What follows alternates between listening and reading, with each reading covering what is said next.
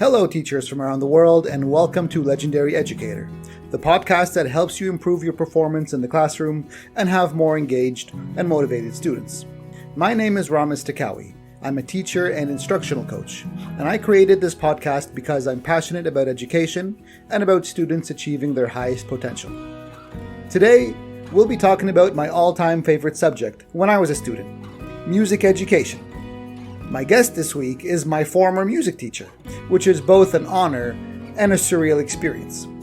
We talk about the importance of music education to childhood development, the current state of music education at schools, and what would happen if we take music education out of the curriculum. Before we begin, please take a moment to subscribe to the podcast so you won't miss any future episodes as they drop. All right, let's get to know our special guest today, Mr. Mark Evans.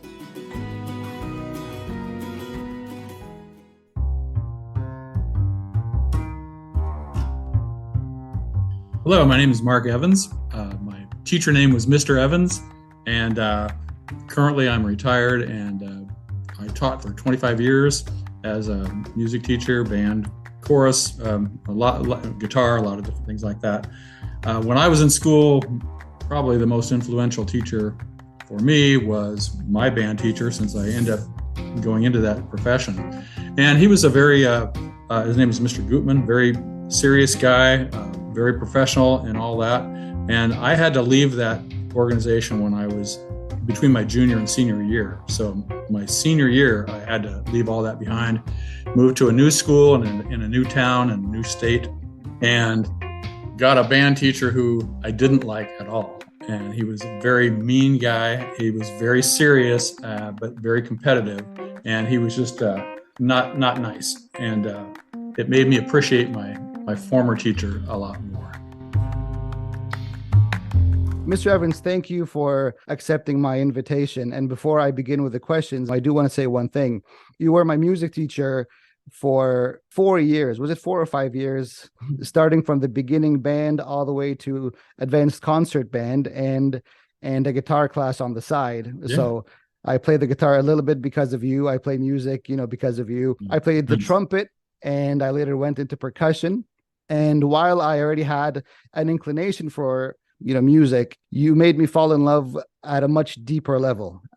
You are one of a few teachers that I remember very vividly. I remember your charisma in the classroom. I remember your patience with all of your students. And I underline all of your students because I remember the makeup of our classes, right? Yeah. And I remember they were like really big classes too. Like your class was one of the bigger ones because it was a mini orchestra. I mean, you had all the pieces of the band, all the woodwinds and the brass and the percussion. I remember our concerts and the recitals.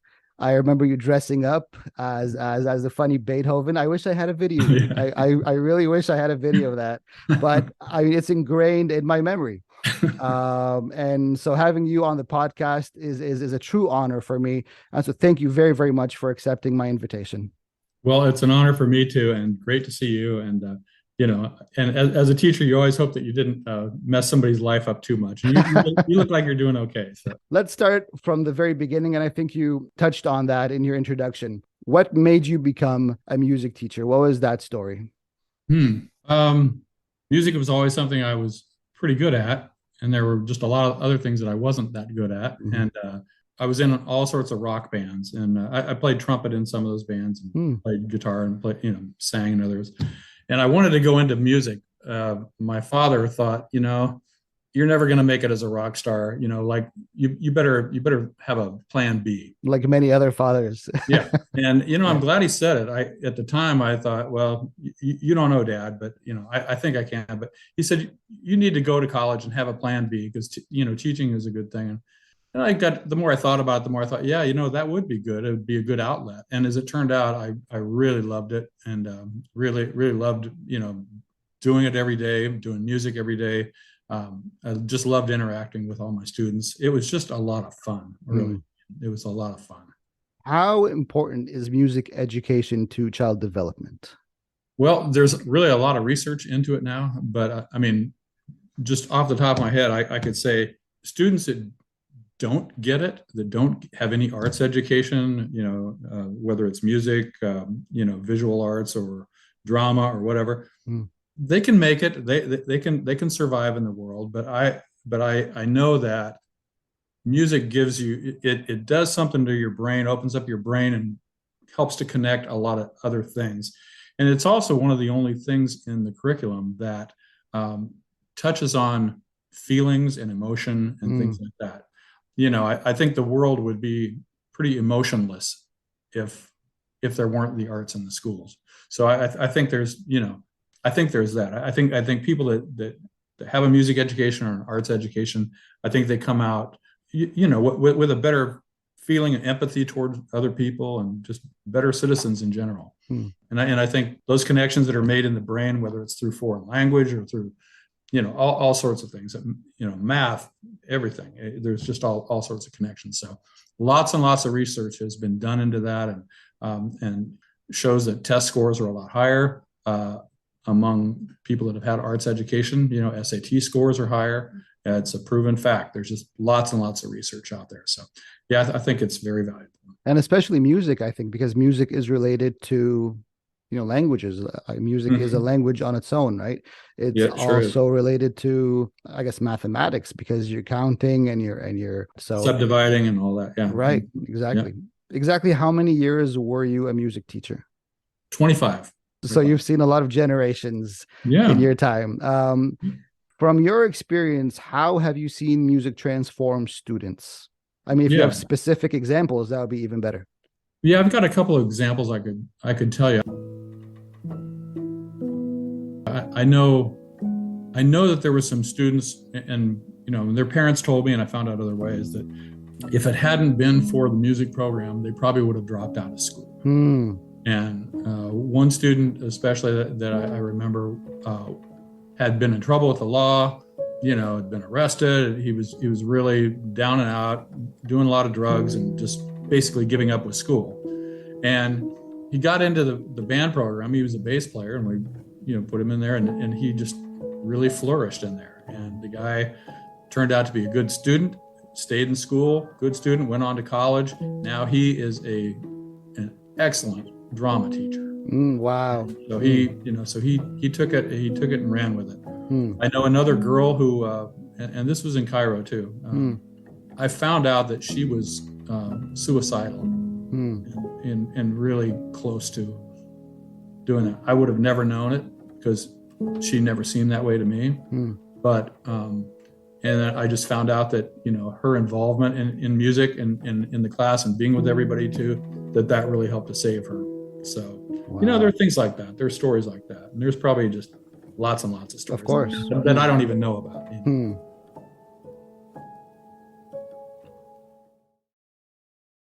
How has music education changed over the years? Are you finding from your experience that it's losing momentum in the classroom, or, I mean, in schools, in whether it's international schools, foreign schools, whether it's in the district, whether it is, is music education losing its importance or its place in the school system? Yeah, I mean, I think it's still alive and well in most places, but it's one of those things. It's sort of an expensive program, so it's one of the things that's always on the chopping block, and you're always trying to justify its existence in your school. I had a really unique experience after I stopped teaching to work for a large music company where I was traveling from school to school, renting instruments, selling instruments, repairing instruments, things like that. And so I was in classrooms daily of all these different band teachers and orchestra teachers. And I learned so much after I stopped teaching by doing this. And I saw some really excellent teachers. I got to watch them, get to know them, and also got to see some not so good teachers, and was able to compare myself that way. But, and realize, there was a lot I didn't know when I was teaching.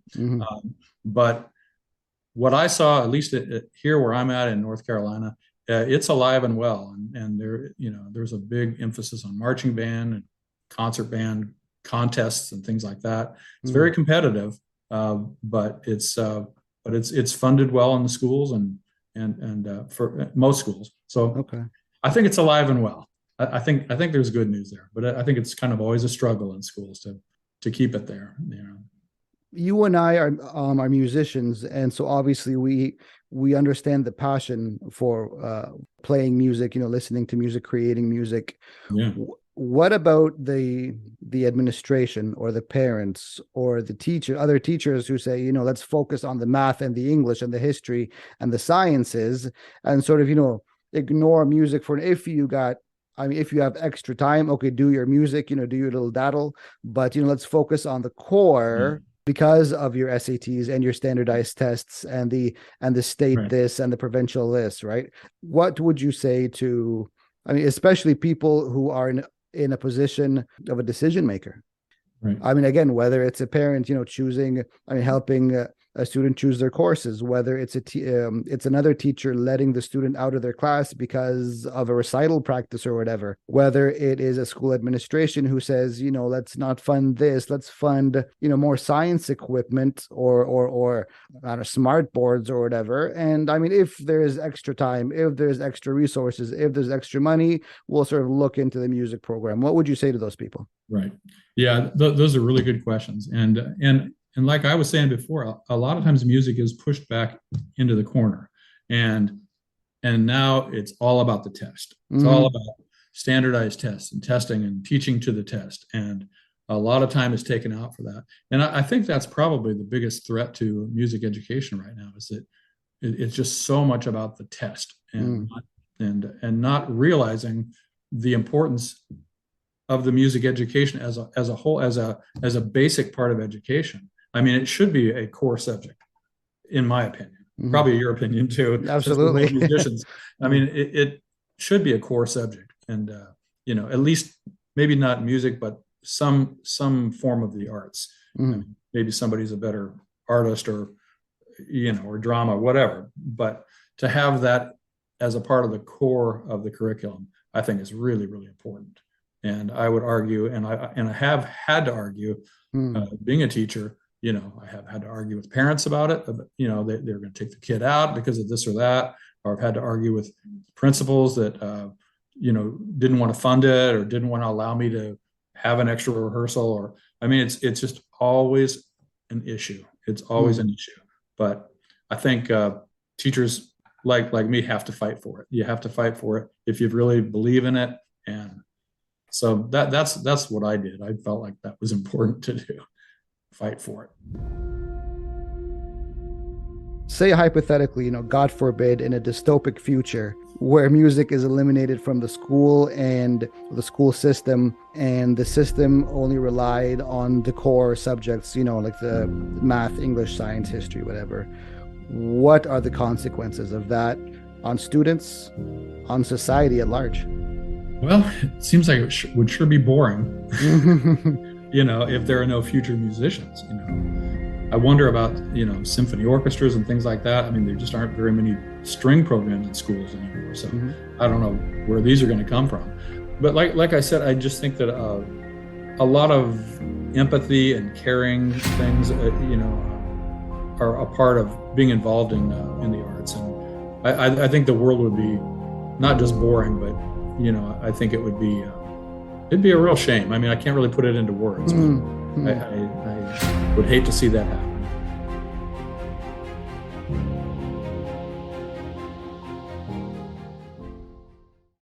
Are you a fan of the current music scene? And if yes, if no, is the current music scene a product of a lack of music education? Oh, that's a good question. Now, of course, when I was a kid, my parents didn't like my music, And I said, as I was a kid, I'm never going to be like that. When I grow up and I have kids, I'm not going to be that way. But I'm finding that I sort of am. I don't relate to some of today's music as much as I would like to. I think that I grew up in a really great time for music. And I was really into the rock music scene. That's kind of my real background. And, I just think there was so much good music coming out during my lifetime, my growing up, that I think I was really spoiled. And I tend to gravitate towards that music more than modern music. I guess that's what it is, Yeah. And yeah, I know now just from certain music software programs and things like that, and that I use currently. You can put songs together just by all these little samples. A click of a mouse, exactly. There's a program called Band Lab, which is really interesting. I don't know if you've heard of that, but you can just take snippets of different people play a little guitar riff or a little drum riff, and you can just put a whole song together, and a good song together. But it requires no real musical talent other than just kind of figuring out how a song should go. But it's so I think it's pretty easy to throw music together without really knowing too much. I think that's true musicians are kind of far and few between. A dying breed, right? Yeah, it seems like it. It seems like it. But I may be a little naive about it because I don't follow it that closely. If you were face to face with a new teacher, right, somebody who's going into the classroom for the first time, next semester, what would your advice be? Well, actually, that's happened to me a lot with this job that I had. I did it for 15 years, and I was pretty much a mentor teacher for a lot of young teachers, just going in and they were overwhelmed. First of all, just like there was just so much, and what about this? What about that? My advice was to just sort of know your limitations and know your strengths, because you can't know it all. You can't know it all on the first day of school, And so just go with your strengths, and you'll learn all those things that you need to along the way. But don't be too hard on yourself, and don't be too nervous around kids. Act like you know what you're doing. Be natural. Try to be as natural as possible. I know there's a lot of teachers that go into teaching and they just want to be very strict and so the kids don't mess around. As a band teacher, I'm in there with 60 kids with noisemakers. Most classes have 20 or 30. I had 60 with noisemakers. So you have to learn with the horns and saxophones and drumsticks. I remember. So my advice would just be, like, relax, take it easy. You don't have to know it all on the first day. Just get into it. You'll learn as you go. There's a lot of people out there that can help you as you go. Try to get a lot of continuing education as you go too.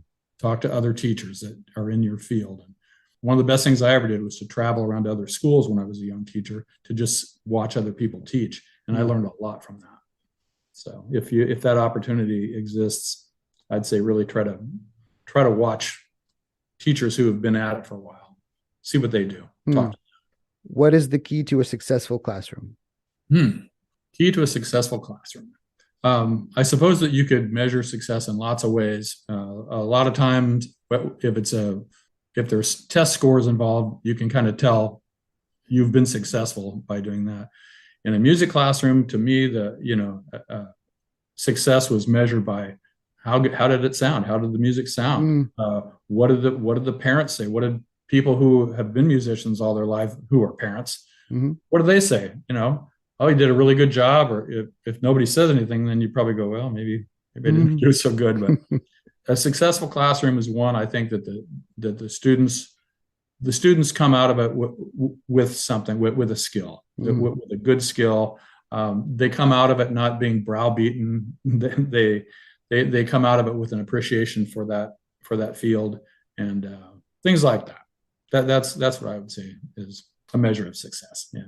I will say that, during my time with you and in the school there, that I really had a great time. And I think as far as being a successful teacher, I hope teachers are doing it because they want to do it and not because they just want to get money. Luckily I really liked it. I like to have fun. I like to use a sense of humor, and, hopefully that teachers can make their classrooms fun. Yes. I like to have fun. It just came natural that way. But I had a good time, and it was great to have you as a part of that too. I remember it well. We had fun. Mr. Evans, thank you.